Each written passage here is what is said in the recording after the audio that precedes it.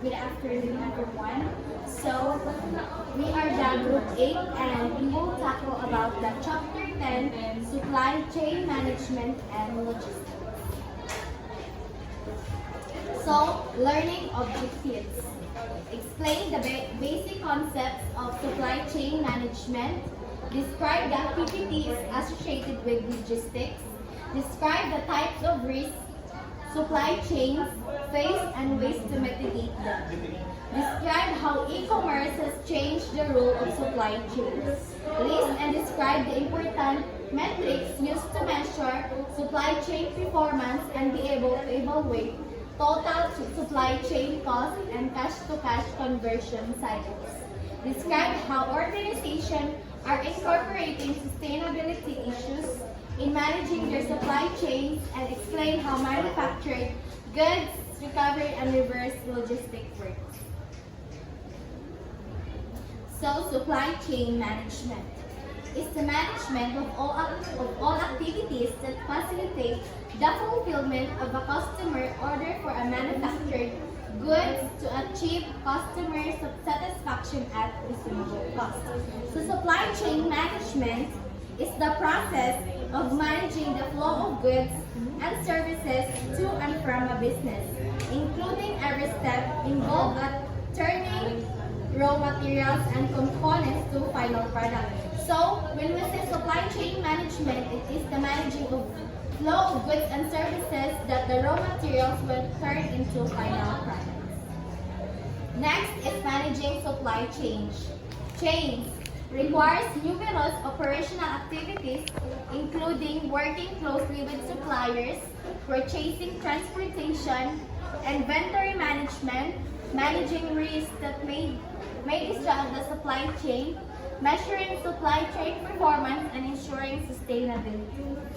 So, managing supply chains, a network between a company and its supplier to produce and distribute a specific product to the final buyer. It includes different activities like people, entities, and resources. So next is logistics. It's the management of transportation activities and the flow of materials within a supply chain to ensure adequate customer service at reasonable cost. So when we say logistics, it includes planning and executing the storage and movement of goods between different points in the supply chains. So ang logistics is mo sila responsible sa pag-select sa kanang mga transportation carriers o pag sa distribution centers and warehouses. Now which is sila ang mag-ensure sa goods and services na dapat ma-deliver sa customers. Next is the SCORE model. The SCORE model is a framework for understanding the scope of SCM that is based on 5 basic functions involved in managing a supply chain plan, source, make, deliver, and return, which are the key processes that create value to customers. So the SCORE model, which means supply chain operations reference. So, ang SCORE model is there are 5 basic functions, which first is plan, which means it's develop a strategy that balances resources with requirements and establish a communicate plans for the entire supply chain, which is ang plan is mano sila ang paggamit na will help the company na i-forecast ang demand accurately and optimize inventory levels. Next is resources. Source, which means it focuses on suppliers, selection, and contract management. Next is make, which means it refers to the production process. Next is deliver, deals with product distribution to customer, and last is return, which means it manages return products from customers. Next is sourcing and purchasing. Suppliers are vital to supply chains because they provide the materials and components needed for production to ultimately meet customer demand. So, Ang sourcing and purchasing, it deals with supplier selection and relationship management, while purchasing is the operational process of acquiring goods and services from chosen supplier based on sourcing decisions. And both function and sourcing and purchasing are crucial in ensuring a smooth and efficient supply chain operation. Next is purchasing procurement. It's the function responsible for acquiring raw materials, components, parts, tools, services, and other items from external suppliers. So purchasing procurement is aspect of buying goods and services that encompasses strategic process in managing supplier relationship.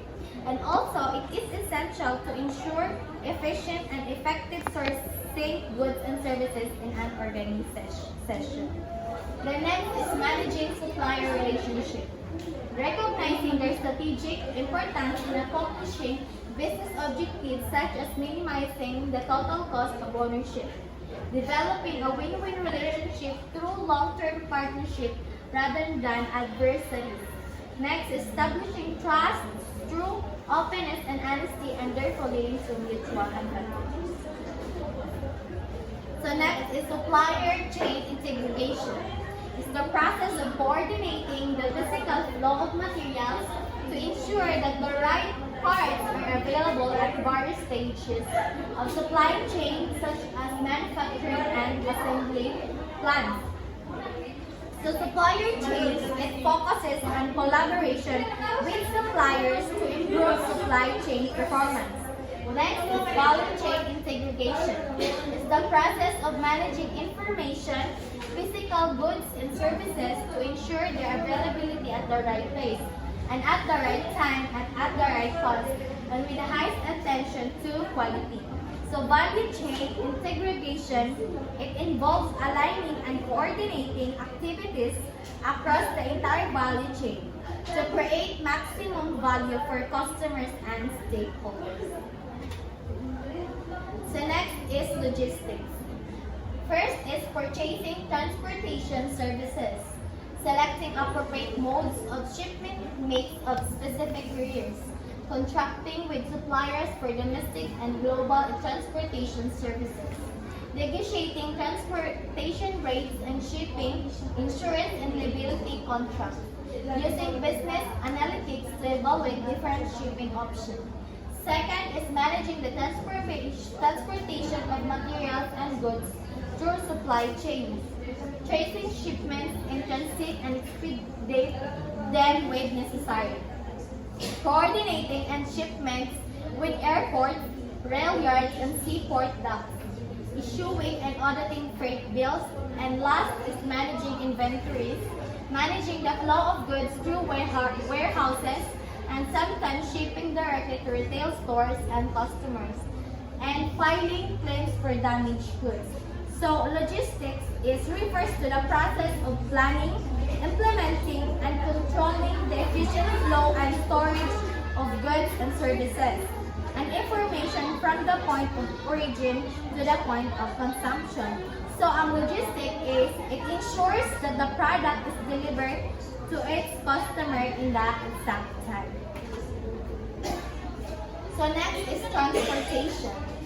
The selection of transportation services is a complex decision as varied services are available: rail, truck, air, water, and pipeline. Transportation cost can up to 10% to the total cost of the product as it moves through the supply chain. So, transportation refers to movement of goods from one location to another within the supply chain network. Also, ang transportation is kailangan mag-select of mode of transport na must be appropriate and optimized delivery schedules. Next is inventory management.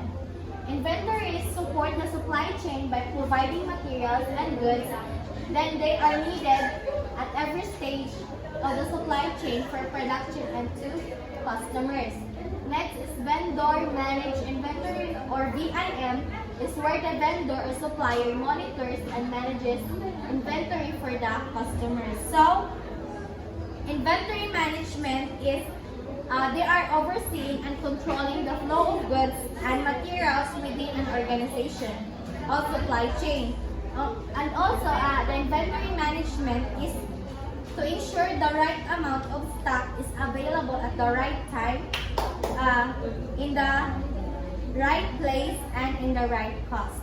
And the VMI, the supplier or the vendor is responsible for managing and replenishes inventory of our customers. Then order application at Procter and Gamble. So P&G observes that frequent promotions send cost spiraling. It established its pricing resulting in much smoother demand rates. And order amplification is a phenomenon that occurs when member of a supply chain orders up to buffer its own inventory. So the order amplification is a simple inventory and ordering application for maintaining a catalog parts and placing an itemized that represent parts, vendors, orders, and line items.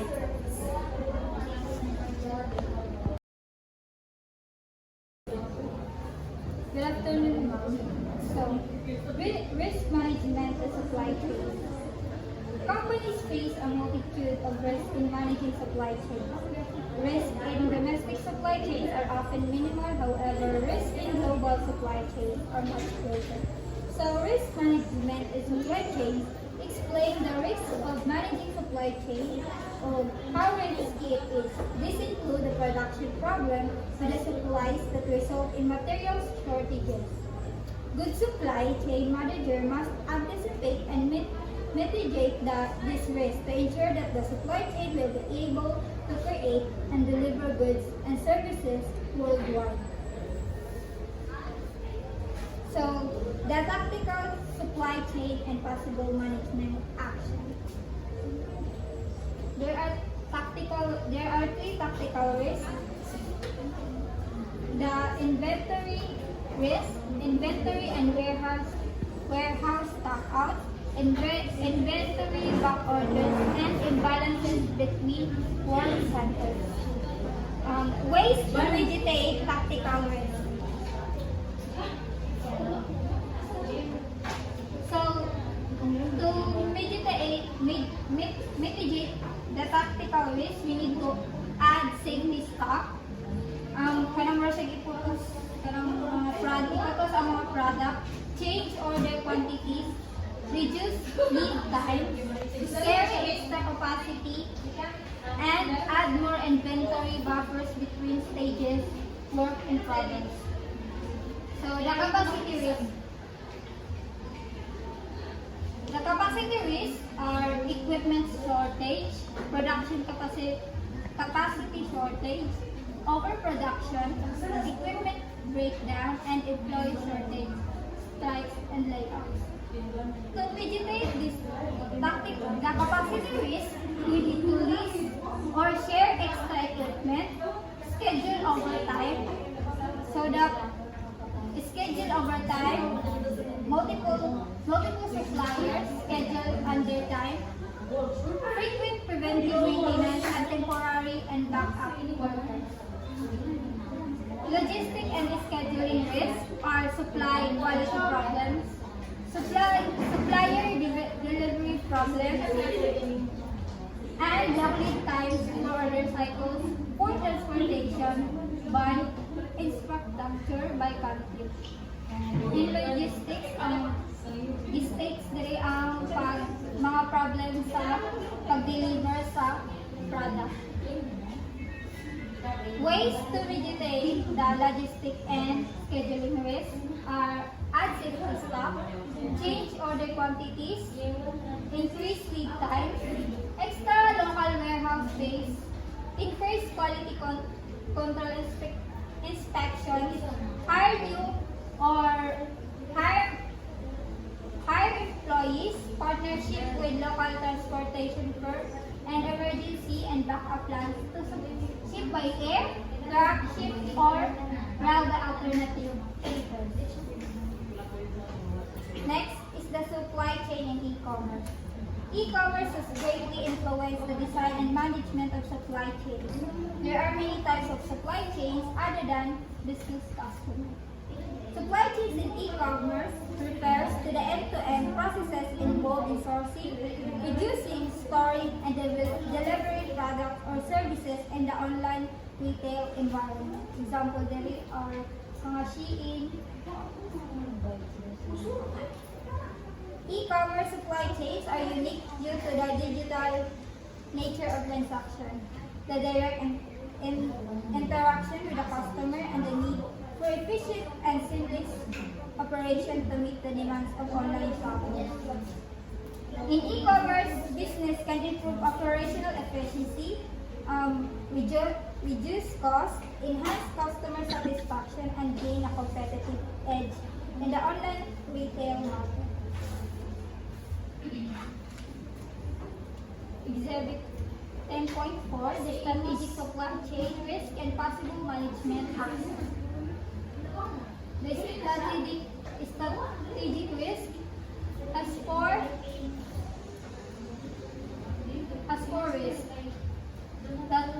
That is the first, the global economic risk. Population and wealth forecast by country, monetary exchange rates and market size. Regulation, taxes, and tariff laws by country, natural disasters such as earthquakes, tsunamis, volcanoes, hurricanes, and droughts.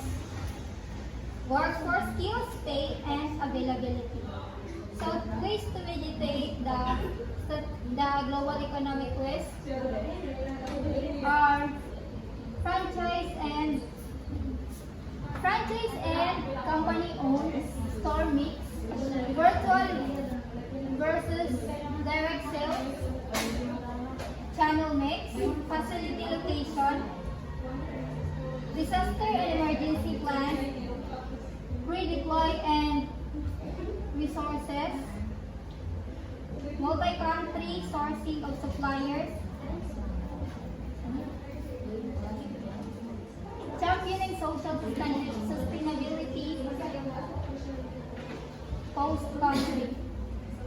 The government risk, the intellectual patient right and protection, man-made disasters such as mga wars, chemical spills, transportation, accidents, political revolution, of government instability, and terrorist attacks. So, ways to mitigate the government risk is the global team, defend, infringement, facility location, disaster and emergency, plans and redeployment of resources, and lastly, the multi-country outsourcing to contract manufacturing suppliers. The production risk, production modification due to cultural differences, major forecasting errors by product by country, chronic inventory and or capacity shortage, goods and services obsolescence. Ways to mitigate production risk is to better strategic planning, cooperative plans to share resources, hire for contract manufacturers and suppliers, and lastly, the hedging inventory. And lastly, the security risk, the e-commerce system downtime, the cybersecurity, and the fraud payoff practices by country. Ways to mitigate the security risk is to technology upgrade and backup system and site, sourcing criteria for workforce, and lastly, corporate value and mission statements. So, dire na ta sa measuring supply chain performance. Supply chain manager use numerous metrics to evaluate performance and identify improvements to design operation of their supply chain. measuring supply chain performance, business analytics can be used para operate and design and operations the supply chain manager to gain insight into the relationship between these metrics. This supply chain metrics typically balance customer requirements as well as internal supply chain efficiencies and fall into several categories. And this is the summary of the supply chain e-commerce. The first is where the supplier where mga nag-hold sa product, mga mga baligya. The sellers, businesses or customer. The intermediary bricks order and direct electronic communication na sila nag-order na app or mga buyers, business or customer na natay case nga ma-return ang product if dili ma-receive sa customer. So this is the common metric used to measure supply chain performance. Metric category, the delivery reliability, perfect order fulfillment. So the number of perfect order decided by the total number of orders. Diri makita kung napadala ba gyud ang order sa customer. So responsiveness, it talks about the order fulfillment lead time, kung perfect, kung mauban to na adlaw ma-receive sa receiver ang ilang parcel. So the time to fill a customer's order. Customer related, customer satisfaction. The customer satisfaction's definition is customer perceptive and when customer receive what they need, kung na-satisfied ba sila or wala ba yung mga daot, o such intangibles, convenient time of delivery, product and services quality, helpful manual and after sales support. The supply chain efficiency, average inventory value, inventory turnover, inventory days supplies. So average inventory value defines the total average value of all items and material needs in inventory, of how quick goods are movement through the supply chain, of how many days of inventory are in the supply chain, part of the supply chain. So sustainability, carbon dioxide emission, energy reduction. It states here that how many days of inventory are many supply chains are part of supply chain. The thoughts of carbon dioxide emission generated for manufacturing goods and services process says of how many kilowatt hours are needed before or after they change to the production facility, equipment, processes, or value chain. Financial, total supply chain costs or warranty returns processing costs. Total supply chain cost means total cost of order fulfillment, purchasing, maintaining inventory, distribution, technical support, and production. Warranty returns processing costs, thus costs associated with repairs of restocking goods that have been returned. Mga product na return sa seller. Cash to cash, convenience size on average, time to convert $1 spent to acquire raw material. Once again, good afternoon. So the next topic that I will discuss this afternoon is all about the total supply chain cost. So total supply chain cost refers to the sum of the costs associated with the processes to plan, source, deliver, and return. So it refers as a total of all costs incurred in managing and operating a supply chain from the procurement of raw materials to the delivery of the final product. So total supply chain cost is magamit siya through sourcing, manufacturing sa mga product, pag-transport sa mga product, and pag-inventory, warehousing, and distribution. So, pag ma-total ito siya ng mga cost, mga ang result sa total supply chain cost. So, what are the supply chain costs? So, supply chain costs are defined as costs that constitute a considerable percentage of the total sales price for a product or service. So, manufacturers usually define supply chain costs using the total cost of ownership. So, these are the formula of total supply chain costs. So, mato akong ginagain niya.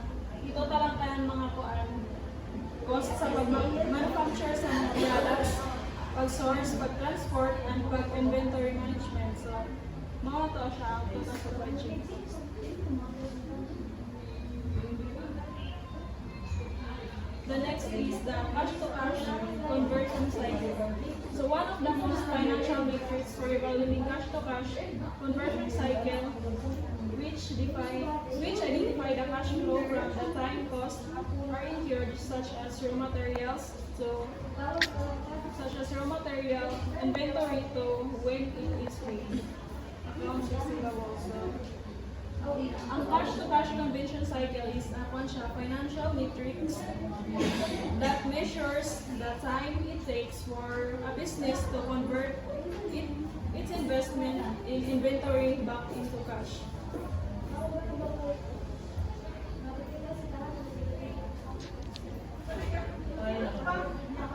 So these are the example of cash-to-cash conversion cycle. So sa pagtutal sa cash-to-cash conversion cycle it is computed inventory day supply plus accounts receivables day supply minus accounts payable day supply. Ted. Next is the supplier evaluation and certification. So, supplier certification refers to the practice of conducting a formal study to determine the overall performance of current suppliers. The study focuses on suppliers' delivery performance, product quality, and price, and the processes capability.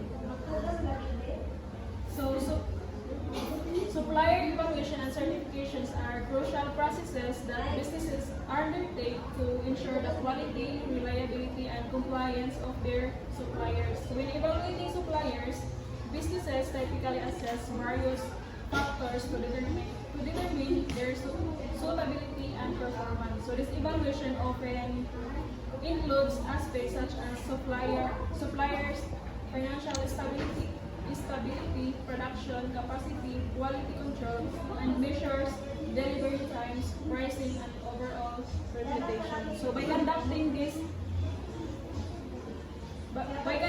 true supplier evaluation, businesses can mitigate risk, optimize their supply chain, and establish long-term partnership with reliable suppliers.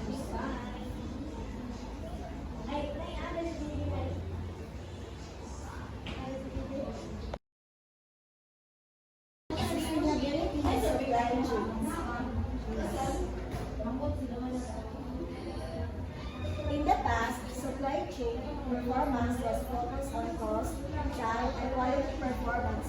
Today, sustainability is one of the key goals of supply chain. A large amount of harmful emissions and pollutants emanate from the supply chain. Research has suggested that upward of 60 to 70% of a company's carbon footprint is found along their supply chain. Therefore, part of a supply chain manager's job today is to ensure, monitor, and constantly try to improve environmental performance. So sustainability in supply chains uses environmentally and socially sustainable practices at every stage to protect the people and environment across the whole chain. Green sustainable supply chains is one that uses environmentally friendly inputs and transforms This includes crew change agents whose byproducts can improve or be recycled within the existing environment. So, for example, example na company sa green sustainable supply chain is Unilever.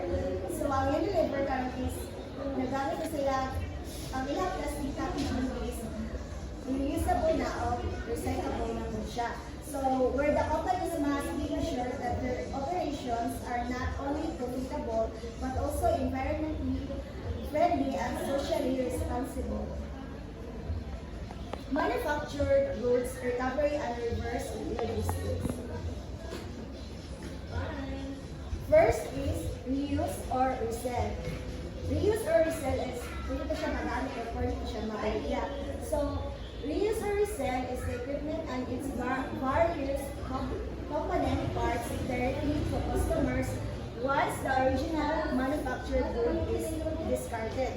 So, for example, that is furniture, appliances, and clothes are one of the examples of reuse and resell recovery options. Repair. Repair a manufactured good by replacing broken parts so it operates as required. Example of repair is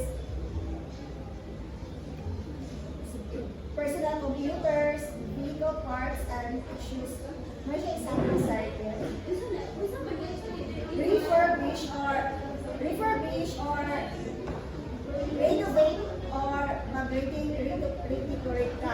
So, refurbish is a manufactured good by updating its looks and or components. So, example lang is mga products na dahil mga scratches, dents, o forms of cosmetics. Mga siya example sa refurbish. Remanufacture. A good by completely disassembling it and repairing or replacing worn out or obsolete components and features. So, remanufacture is the process that the waste products that up to the new state. For example, is Honda. Remanufacture vehicles carrying mechanism controls for sale as a dealer authorized replacement parts with the same warranty as new parts. Next is maintenance. Parts for use and repair of the other equipment of the same type, such as automobiles, locomotives, and airplanes. Recycle. Recycle is the goods by recycling them and selling the parts of scrap materials to other suppliers. So, example lang yung recycle is aluminum soda cans. For example, are often melted and formed into new aluminum sheets and cans. Incineration or landfill. Disposal of goods that are not economical to repair, refurbish, or remanufacture or recycle.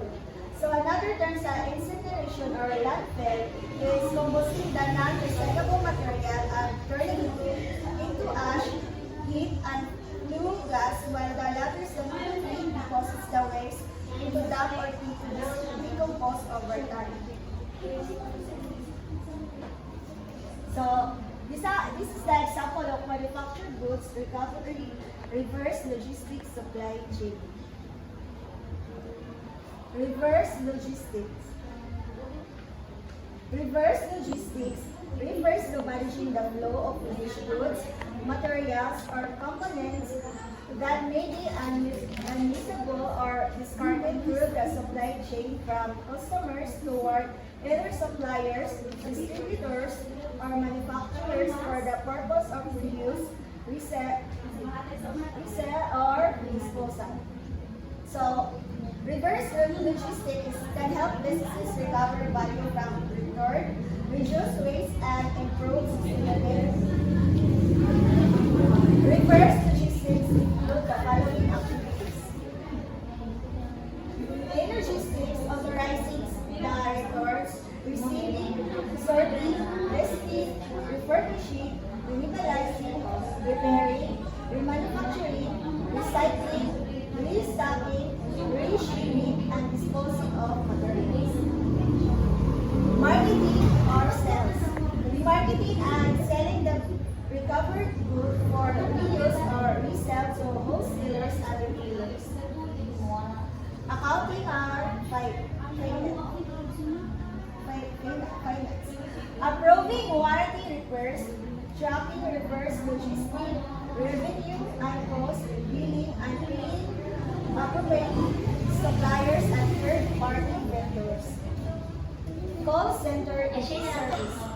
Managing service center calls or along the supply chain to coordinate work activities such as collecting items from many diverse sources for recovery operations. Legal or regulatory compliance.